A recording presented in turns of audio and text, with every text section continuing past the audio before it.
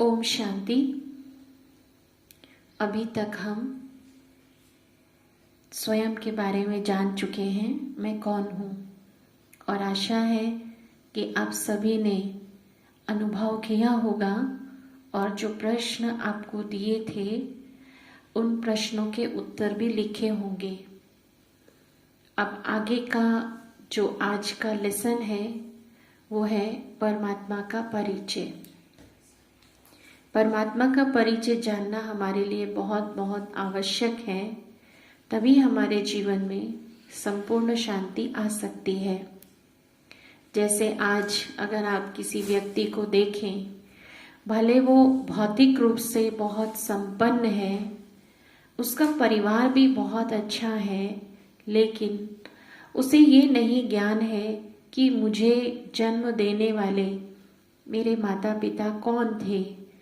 तो आप उस व्यक्ति की मानसिक स्थिति को समझ सकते हैं कि कितना वो बेचैनी महसूस करता होगा, अपने जीवन में अशांति महसूस करता होगा। इसी प्रकार से जब आज हम मनुष्यों के जीवन को देखें तो बहुत मनुष्यों के जीवन में साधन, संपन्नता, भौतिकता सब कुछ है, लेकिन फिर भी हमारे जीवन में अशांति क्यों है?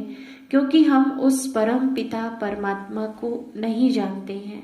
तो आज हम उस परम पिता परमात्मा का पूरा परिचय प्राप्त करेंगे, क्योंकि पीछे हमने सुना परमात्मा को पहचानने के 5 मापदंड कौन कौन से हैं, और आपको भी ये विचार आ ही गया होगा कि ऐसा परिचय किसका होगा। तो वो है हम सबके प्यारे पिता परमात्मा शिव। उनका पूरा परिचय क्या है? तो परिचय में सबसे पहले बात आती है नाम।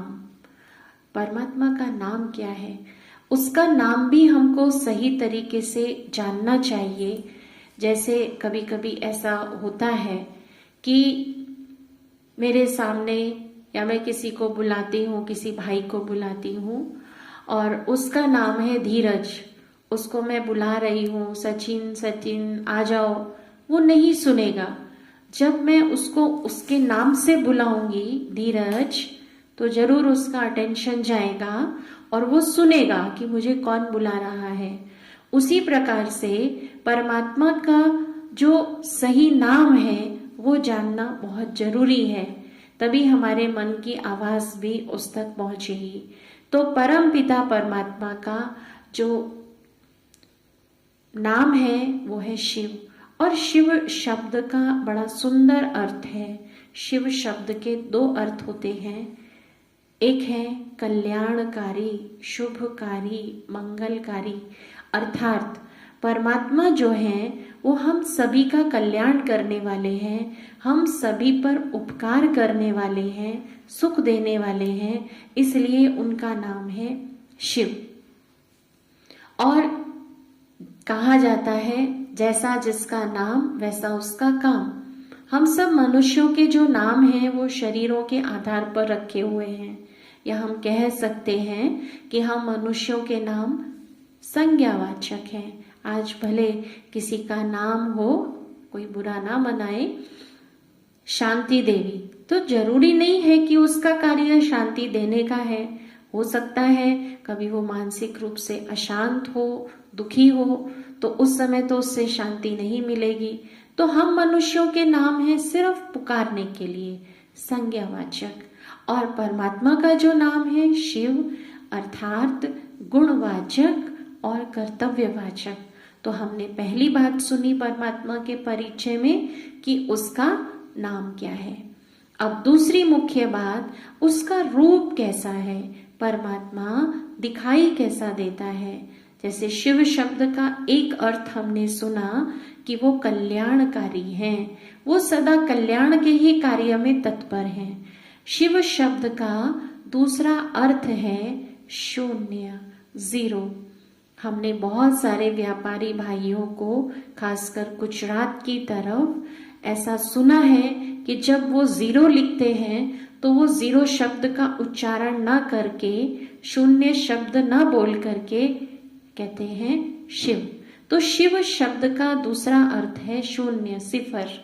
तो परमात्मा का जो स्वरूप है वो ज्योति बिंदु है।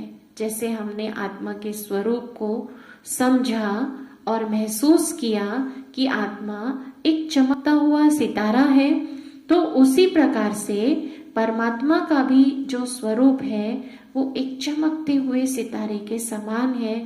और मंदिर में कभी आपने शिवलिंग को ध्यान से देखा हो, 3 सफेद लाइनें होती हैं और उस 3 सफेद लाइनों के बीच में एक लाल रंग की बिंदी होती है, जो सिद्ध करता है कि परमात्मा का स्वरूप बिंदु के आकार का है। हम कभी चर्च में भी देखते हैं, जब ईसाई भाई बहने चर्च में जाते हैं तो वो मोमबत्ती जलाते हैं और क्या कहते हैं, गॉड इज लाइट, परमात्मा ज्योति के आकार का है। तो परमात्मा का जो स्वरूप है उसको हम अपनी बुद्धि में समझ लें कि वो इन आंखों से देखे जाने वाला नहीं है, उसको भी हम महसूस कर सकते हैं, वो ज्योति बिंदु स्वरूप है। तीसरी बात कि परमात्मा का जो धाम है वो कहाँ है, तो ये तो हम सभी जानते हैं कि वो ऊंचे से ऊंचे धाम के रहने वाले हैं। इसीलिए किसी ने कहा है, ऊंचा तेरा नाम, ऊंचा तेरा काम, ऊंचा तेरा धाम, ऊंचे से ऊंचे भगवन। तो वो परम पिता परमात्मा परम धाम में रहते हैं, क्योंकि हमने बहुत बार कई लोगों को सुना है, जब उनसे परमात्मा के विषय में चर्चा होती है, भगवान कहाँ रहता है, या कभी ऐसा भी होता है कुछ बातों का हमको ज्ञान नहीं होता, हम नहीं जानते हैं, तो हम क्या कहते हैं, ऊपर वाला जाने। तो इससे सिद्ध होता है कि परमात्मा ऊपर रहता है, दाया बाया वाला जाने नहीं, आगे पीछे वाला जाने हम कभी ऐसा नहीं कहते, हम सदा कहते हैं ऊपर वाला जाने, नीली छतरी वाला जाने। तो परमात्मा परम धाम के निवासी हैं, जो हमने पिछला चित्र सुना था कि 3 लोक कौन कौन से हैं। वो 3 लोक में जो सबसे ऊंचा धाम है परम धाम, उसमें भी सबसे ऊपर, क्योंकि परमात्मा परम पवित्र है, वो ऊंचे से ऊंचे धाम में रहते हैं। तो 3 बातें परमात्मा के परिचय में हम सुन चुके हैं। चौथी बात, उसके गुण क्या है, क्योंकि गुणों से ही हम किसी को याद कर सकते हैं, उसकी याद लंबे समय तक टिक सकती है। हम सभी को जीवन में अनुभव है, मान लो कोई व्यक्ति है जो हमें बहुत सहयोग देता है, चाहे वो मानसिक रूप से, चाहे वो स्थूल रूप से भी देता है। मान काम बहुत फैला हुआ था और उसने आकर हमारा हाथ बटा दिया, कभी मन बहुत दुविधा में था, उसने हमें समाधान बता दिया, तो उसका वो जो गुण है सहयोग का, उस व्यक्ति को हम उस सहयोग के गुण के कारण याद करते हैं। या कोई हमारे साथ बहुत मीठा बोलता है तो हम उसको उसकी मधुरता के कारण याद करते हैं कि वो कितना मीठा बोलता है।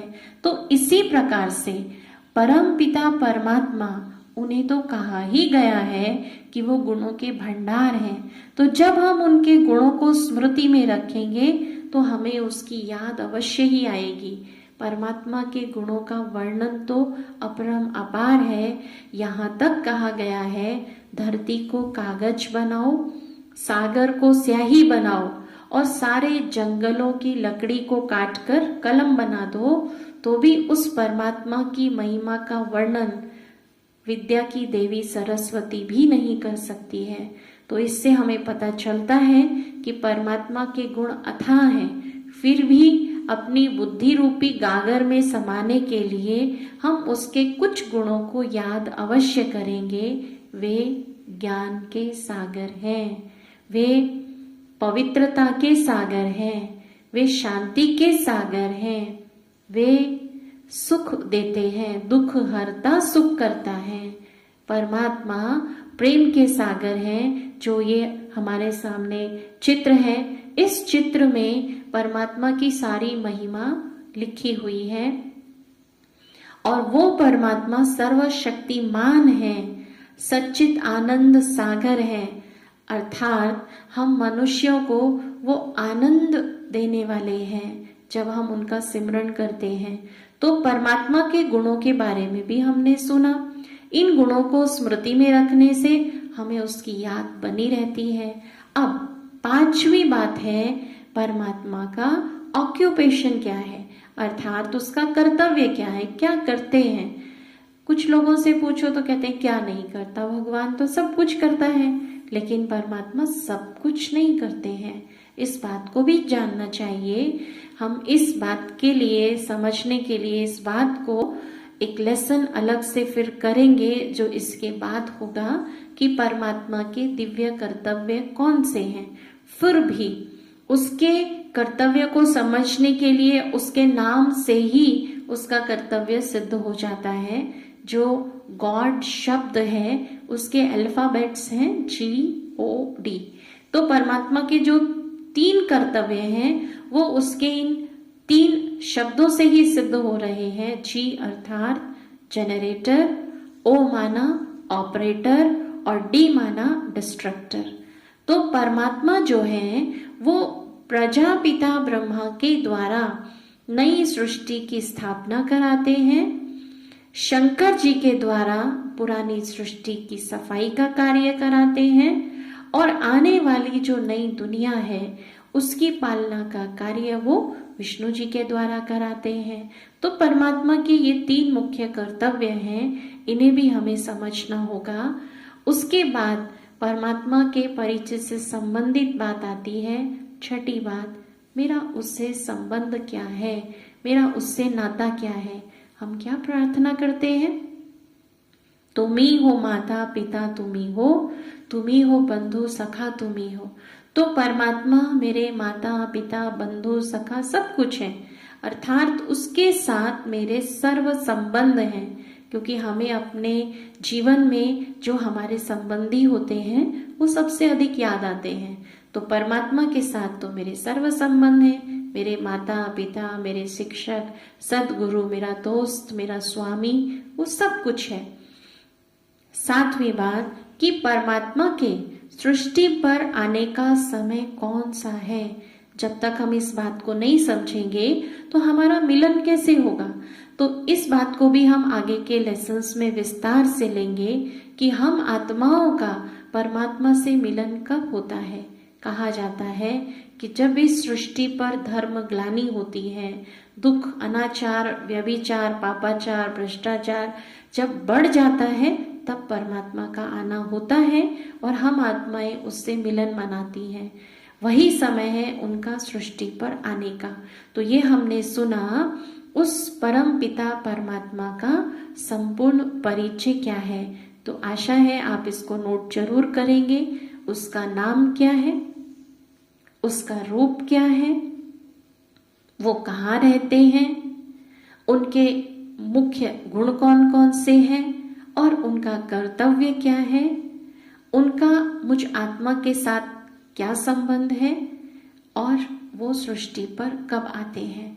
अगर इस संपूर्ण परिचय को हम बुद्धि में रखेंगे तो निश्चित रूप से हमें उस परमात्मा पिता की याद अवश्य आएगी।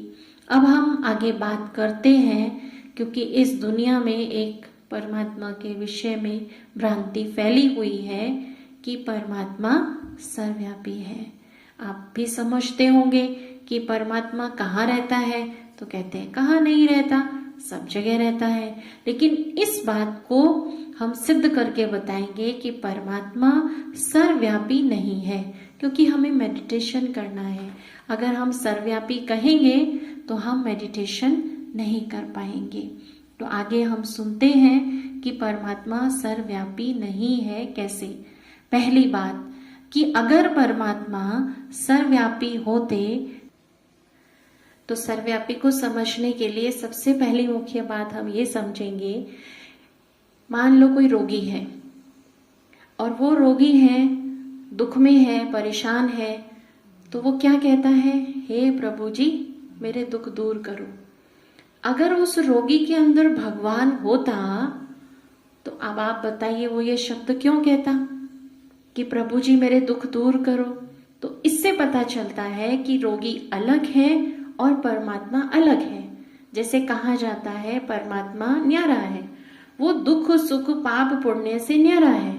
तो ये प्रश्न भी उठता है हमारे मन में कि अगर रोगी के अंदर भगवान होता तो क्या भगवान दुख भोग रहा है? इसका मतलब उस परमात्मा ने कौन से कर्तव्य किए हैं ऐसे जिसका उसको दुख परिणाम स्वरूप मिल रहा है? तो इससे सिद्ध होता है कि परमात्मा उस रोगी के अंदर नहीं है, क्योंकि वो अभोक्ता है और रोगी के मुख से खुद ऐसी बातें निकल रही हैं कि प्रभु जी मेरे दुख दूर करो। परमात्मा तो हमारे दुख हरने वाला है। दूसरी बात है सर्वव्यापी को समझने के लिए कि कहा जाता है जो गुणी होता है उसका गुण अवश्य प्रत्यक्ष होता है। जैसे कहीं आग की बहुत बड़ी भट्ठी जल रही है और उस भट्ठी में जो अग्नि का गुण है वो प्रदर्शित हो रहा है, उसके आसपास भी आप महसूस करेंगे कि गर्माहट होगी। तो सिद्ध होता है कि अग्नि अपना गुण प्रत्यक्ष कर रही है। तो जहां गुणी होता है वहां उसका गुण अवश्य प्रत्यक्ष होता है। आज अगर हम सभी ये मानते हैं कि परमात्मा सर्वव्यापी है, तो जब वो परमात्मा सर्वव्यापी है तो उसके गुण भी तो व्याप्त होने चाहिए। तो उसके गुण हमने अभी सुने, वे शांति के सागर हैं, वो प्रेम के सागर हैं, वो आनंद के सागर हैं, वो दुख हरता सुख करता है।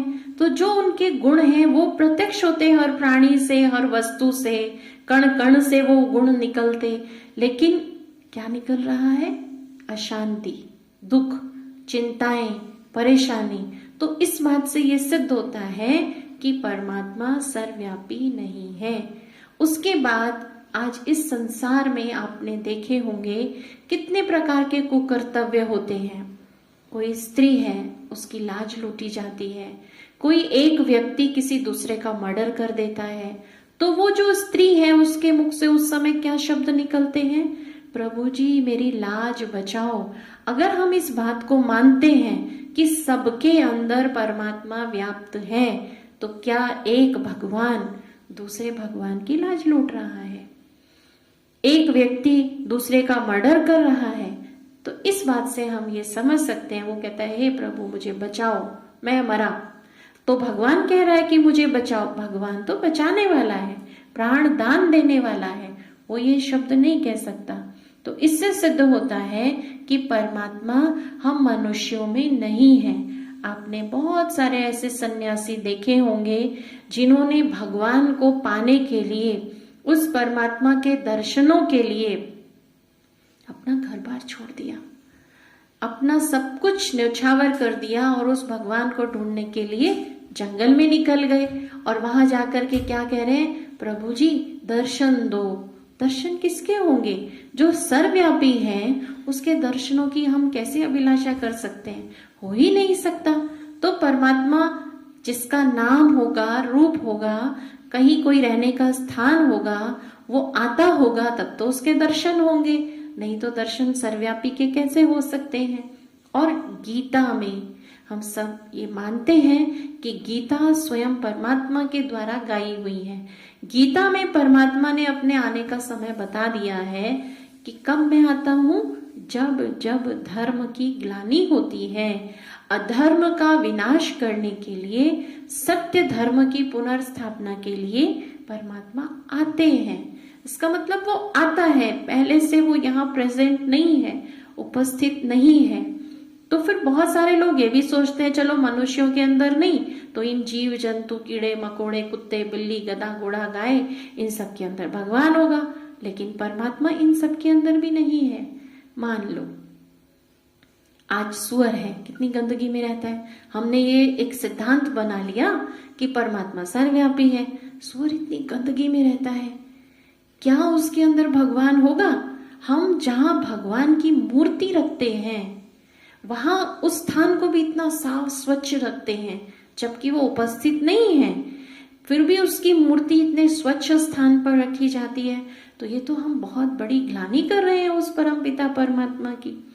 क्या कुत्ते में, बिल्ली में भगवान है? अच्छा चलो मान लो बिल्ली में भगवान है। आज बिल्ली हमारे घर में आती है और दूध जूठा करके चली जाती है, तो फिर तो हमें ये सोचना चाहिए वाह भगवान आए बिल्ली के रूप में, उन्होंने दूध को भोग लगाया, अब ये तो प्रसाद बन गया, तो हम सभी को उसको पीना चाहिए। हम क्या करते हैं, हम बिल्ली को भी भगाएंगे और उस दूध को भी उठा के फेंक देंगे। तो इससे क्या सिद्ध होता है, कुत्ते बिल्ली इन सब पशु पक्षियों में भी भगवान नहीं है। तो अब मैं आपको ये बात बताती हूं, ये भूल हुई कहां से, कैसे ये भूल हुई। तो परमात्मा को सर्वव्यापी मानना, ये भावना, फीलिंग यहां तक ठीक है, लेकिन परमात्मा को सर्वव्यापी मानना फैक्ट, सिद्धांत, ये बिल्कुल गलत है।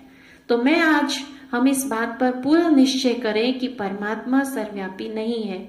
जैसे ये हुई क्यों भूल, एक समय ऐसा था इस संसार में जब कोई मनुष्य पाप नहीं करता था, सभी मनुष्य सद्गुणी थे, श्रेष्ठाचारी थे।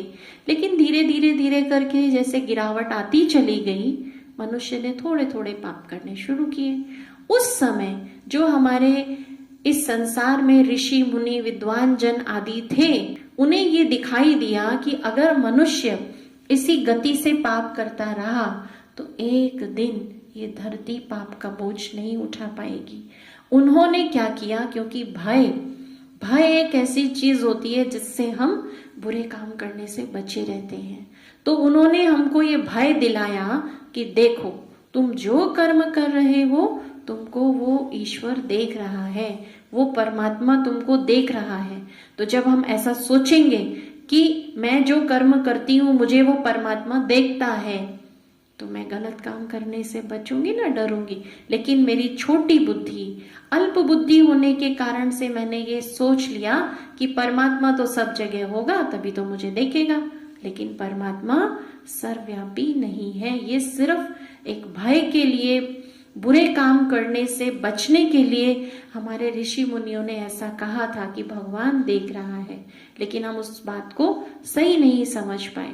दूसरी भूल का मुख्य कारण क्या है कि इस संसार में कुछ ऐसे भक्त हुए हैं, बहुत अच्छे भक्त, जो परमात्मा को याद करते थे तो उन्हें उसकी प्रेजेंस का आभास होता था। भगवान ने ये वायदा किया हुआ है, जो भी कोई योगी है और मुझे सच्चे दिल से याद करता है तो मैं उसको मदद करता हूँ, या उस समय उसकी जब योग की स्थिति है उस परमात्मा के गुण उसके अंदर विद्यमान होते हैं। तो उस समय जब वो भक्त लोग प्रभु के प्यार में डूब जाते थे तो उन्हें ऐसा लगता था जैसे मेरे सामने भगवान उपस्थित है। तो उन्होंने क्या कहा, हे प्रभु जिधर देखता हूँ तू ही तू है।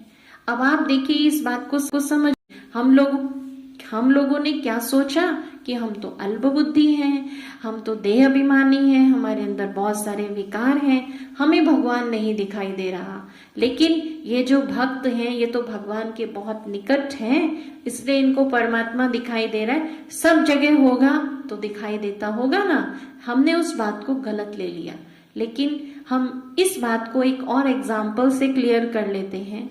जैसे आपने सुना होगा कोई दो लवर्स होते हैं, लैला मजनू जी की बात हम सुन लें तो जो लैला मजनू थे वो अपने अलग अलग स्थानों पर रहते थे। ऐसा नहीं कि कभी साथ रहे, अलग अलग स्थानों पर रहते थे। लैला अपने घर में काम करती है, मजनू अपने घर में है। अब दोनों एक दूसरे को याद करते हैं। मान लो मजनू है, वो भोजन कर रहा है, तो भोजन कर रहा है, उसको भोजन की थाली में लैला की तस्वीर नजर आ रही है।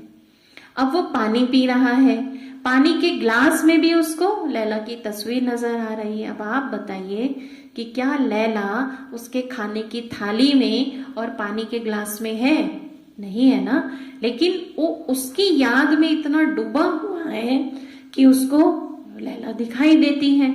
तो इसी प्रकार से जो कुछ भक्त हुए वो इतना ईश्वर में डूब गए, खो गए उसकी याद में, तो उन्हें वो प्रभु नजर आता था। इसलिए उनके मुख से ये शब्द निकले, प्रभु जिधर देखता हूं तू ही तू है। लेकिन ये भाव है, भावना अच्छी है, लेकिन सिद्धांत नहीं है। तो आज से हम अपने आप से ये प्रॉमिस करते हैं कि हम परमात्मा को सर्वव्यापी नहीं कहेंगे। उसको सर्वव्यापी कहना बहुत बड़ी भूल है।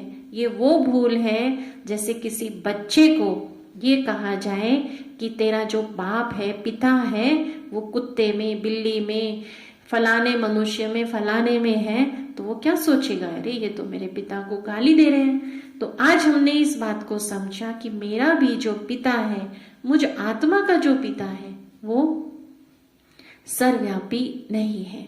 तो आज हमने ये दो बातें सुनी हैं और इस पर आप लिख सकते हैं, ये प्रश्न आप समझ लीजिए, परमात्मा सर्वव्यापी नहीं है, सिद्ध कीजिए। तो जरूर आप भी 5 ऐसे उदाहरण लिखेंगे जिनसे ये सिद्ध हो जाए कि परमात्मा सर्वव्यापी नहीं है। अब हम थोड़ी देर के लिए मेडिटेशन करते हैं और आज तो हमें बहुत खुशी है, मैंने सत्य को समझा, अर्थात अपने आप को समझा और अब मैं वो परम सत्य को भी पहचान चुकी हूँ, उसका पूरा परिचय मुझे मिल चुका है और उस परमात्मा का परिचय जो मैं प्राप्त कर चुकी हूँ, अब मैं उसको बड़े प्यार से याद करूंगी। तो हम सभी अपने शरीर को भी एकाग्र करके बैठ जाएं, अपने मन को भी स्थिर कर लें और ये विचार करें कि मैं कौन हूँ। अंदर से एक विचार आता है कि मैं एक आत्मा हूँ। मैं आत्मा इस शरीर रूपी वस्त्र को धारण कर इस सृष्टि रंगमंच पर भिन्न भिन्न पार्ट बजा रही हूँ। आप देखिए कि कैसे मैं आत्मा इस शरीर को 5 तत्वों के पुतले को धारण कर भिन्न भिन्न पार्ट बजाया और अभी कुछ समय के लिए अपने आप को इस शरीर से अलग करते हुए इसके आकर्षण से हम ऊपर उठ जाएं। तो मैं आत्मा जो भ्रिकुटी के बीच में एक चमकता हुआ सितारा हूँ, मैं आत्मा जो एक इस शरीर रूपी कुटिया में चैतन्य दीपक हूँ, अभी इससे बाहर निकल रहा हूँ और आज मैं बहुत सुंदर यात्रा पर जा रहा हूँ। वो यात्रा जो मुझे आनंद देने वाली है, जो मेरे लिए अविस्मरणीय रहेगी। यह शरीर जड़ हो चुका है, शरीर की सारी कर्मेंद्रियां शिथिल है, शांत है और मैं आत्मा इनसे ऊपर उठकर पृथ्वी लोक से ऊपर, सूरज चांद तारों से पार,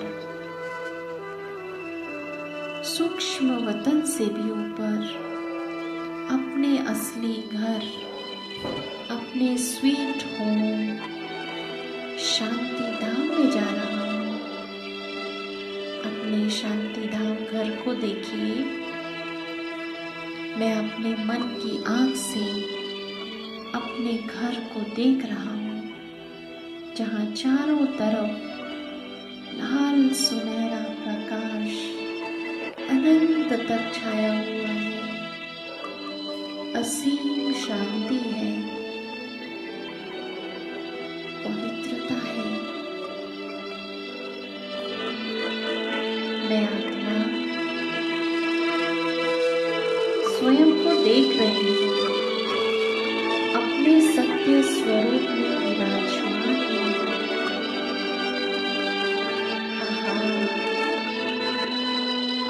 मैं कितनी शांत हूँ और मैं अपने सम्मुख अपने प्यारे पिता को देख रही हूँ। देखिए आप उस ज्योति बिंदु को जो सदा ही चमकता है, जो सदा ही सागर के समान अपने गुण चारों तरफ बिखेर रहा है।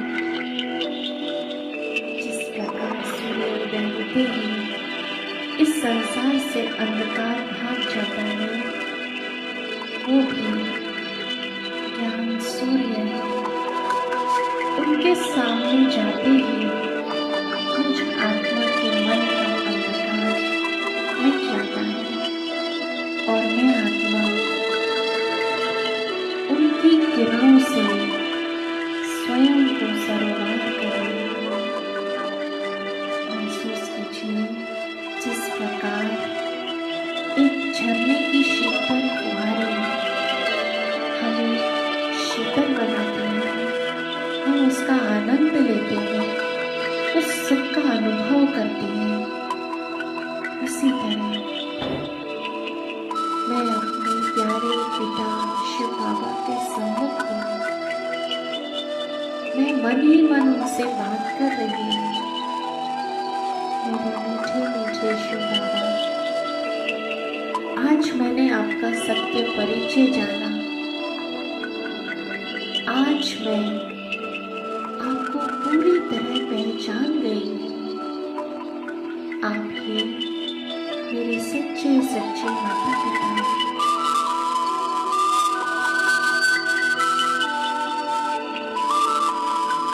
आज मेरा मिलन अपने सच्चे पिता से हुआ है। इस खुशी को स्वयं में समा रही हूँ।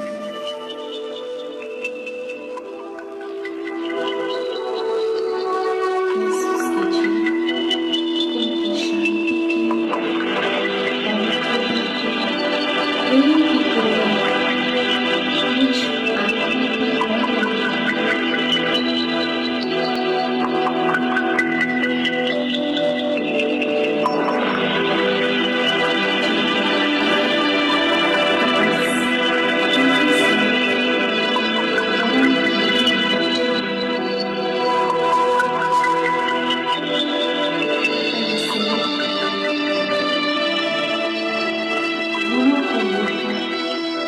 शक्तियों को भरकर अपने आत्मा वापस इस कर्म क्षेत्र पर लौट रही हूँ। मैं आत्मा त्रिकुटी के बीच में चमकता हुआ एक दिव्य सितारा, शांति का सितारा, प्रेम का सितारा, पवित्रता का सितारा, और मेरे द्वारा चारों तरफ शांति के, प्रेम के, पवित्रता के प्रकंपन फैल